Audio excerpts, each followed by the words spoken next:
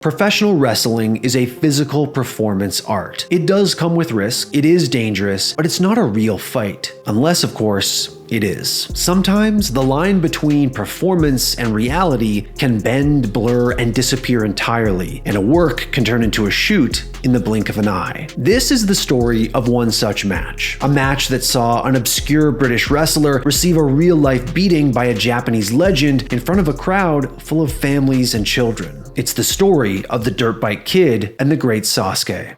The year is 1999, and Japanese independent promotion Michinoku Pro Wrestling is holding a masked wrestlers tournament called Fukumen World League. This would be their second installment of the Fukumen World League, with the inaugural event taking place in 1995. It's a tournament where participants from different promotions all compete wearing masks, and among them is a British performer called the Dirtbike Kid.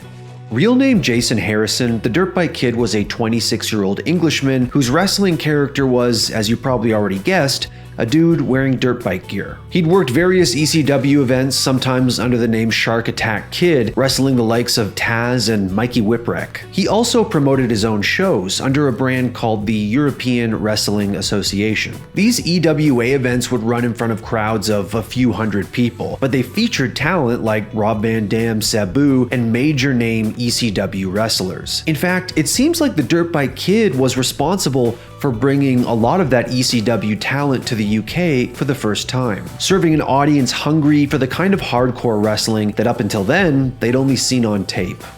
As an in-ring performer, by all accounts, the Dirtbike Kid was not exactly an exceptional wrestler, but thanks to his work as a promoter, he was able to work with some of the biggest names in ECW, award himself his own EWA Heavyweight Championship, and get invited to Japan for the 1999 Fukumen World League.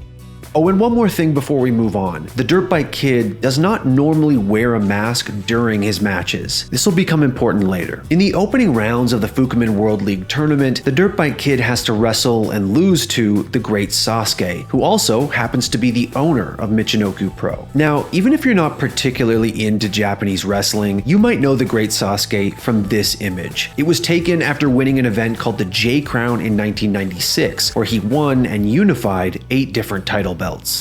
Their match is taking place in a building called the Yabata Townsman Gymnasium. It's a 1,600 person venue that's a long way away from the Tokyo Dome or the Nippon Budokan in every conceivable way. Still, for the Dirtbike Kid, this is a serious opportunity. He's about to wrestle not only a world-famous performer near the height of his popularity, but the owner of the company. So it's fairly obvious to see how this match could mean big things for the young Englishman's future. And it would, just not in the way he probably expected. Dirtbike Kid makes his entrance, hits the ring, and immediately after he's introduced, flings off the outer mask he's wearing. Again, to be clear, this is a masked wrestler tournament. Now we should note here that under that first mask, he is wearing one of those dirt bike half masks that cover your mouth and nose. The bell rings and immediately Dirtbike Kid is on offense. And when I say offense, I mean like he's getting paid by the move. He hits a dropkick, a senton bomb outside the ring, a falcon arrow, a hurricane rana off the top rope, and 2 splashes from the top rope in less than 2 minutes. And really, it's not that exciting. All he's doing is chaining together one flashy spot after another with no real sense of pace or match psychology. In isolation and delivered with more gravitas, some of what he does would be legitimately entertaining. But he just rushes through everything and it quickly starts to feel like you're watching a stuntman, not a wrestler. Which, by the way, is a job Dirtbike Kid apparently did do before he went into wrestling. And once you know that, some of his weaknesses as a wrestler start to make a little more sense. Now, this whole time, Sasuke is trying to sell what's happening to him, but he's not really given much chance. After dodging that second top rope splash, the great Sasuke decides he's had enough, and the match switches gears completely. He gets up and starts hammering the Dirtbike Kid with various kicks to the chest.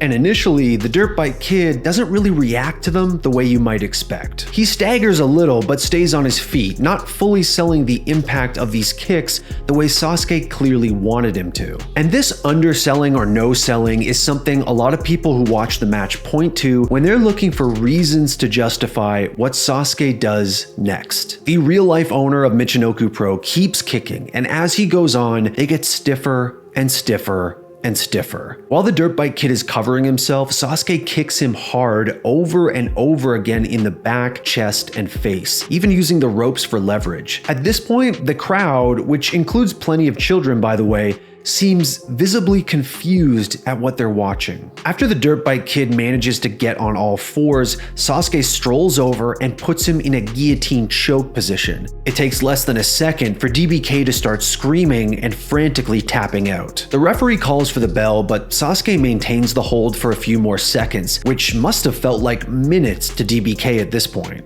The Dirtbike Kid crumples to the floor and stays there. Sasuke kind of stalks around the ring like he doesn't want it to end and looks legitimately pissed off under the mask. Even though the match is over, Sasuke doesn't leave. He hangs around the ring almost as if he wants to keep shooting on Dirtbike Kid. Meanwhile, DBK is starting to get to his feet and clutching his neck. He extends his hand for a handshake, but instead Sasuke actually squares up like he wants to box, then just turns around and finally leaves the ring.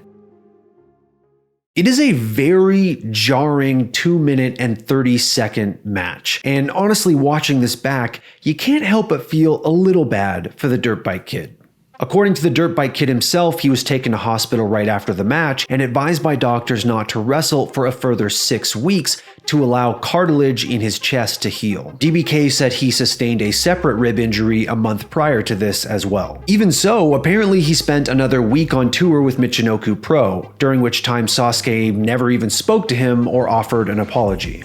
So what happened? Why did the great Sasuke suddenly snap and start shooting on the Dirtbike Kid? Why did DBK take off his mask in a masked wrestler tournament? And why did he no-sell the owner of the company and a legend in his own country? Well, according to the Dirtbike Kid himself, it was all some kind of conspiracy against him. In an interview with WrestleZone.com from 20 years ago, he said this about the incident. Quote, "My first match on the tour was scheduled to be against Sasuke, and it wasn't until the guys were warming up in the ring before the show started to open that I began to smell a rat, and a pretty big one. Sasuke had come up to me and basically told me that our match was only going to go 5 minutes. Now, straight away I wasn't happy, but I didn't show it. You see, none of this was agreed to when I signed my contract, and apparently I heard they didn't like me trying to negotiate with them. But hey, Michinoku or not, if the terms aren't right, I'm not effing going. I am not a wrestling prostitute." End quote. Now, right away, this doesn't seem to make a great deal of sense. Why would specific match times be enshrined in his contract, and why wouldn't he just cooperate with Sasuke? The Fukumen World League is not a single elimination tournament, and there would be plenty of match time left for Dirtbike Kid after his match with Sasuke. He goes on to say that the plan for the match was for Sasuke to be on the receiving end of the damage for the first few minutes of the match, then make a big comeback and win via submission, which is pretty much exactly what happened. It just turned out to be a real submission instead of a simulated one. And what about the mask? Why did he just take it off at the start of the match? In that same WrestleZone interview, he says, quote, "Well, I had apparently already pissed them off. Sorry for swearing so much, but it just annoys me because I refused to wear the stupid mask they had made for me. Now, sorry, but the DBK isn't a masked wrestler, so why the F did they want me on a masked man tournament? I managed to compromise with them and say that I'd wear it to the ring only,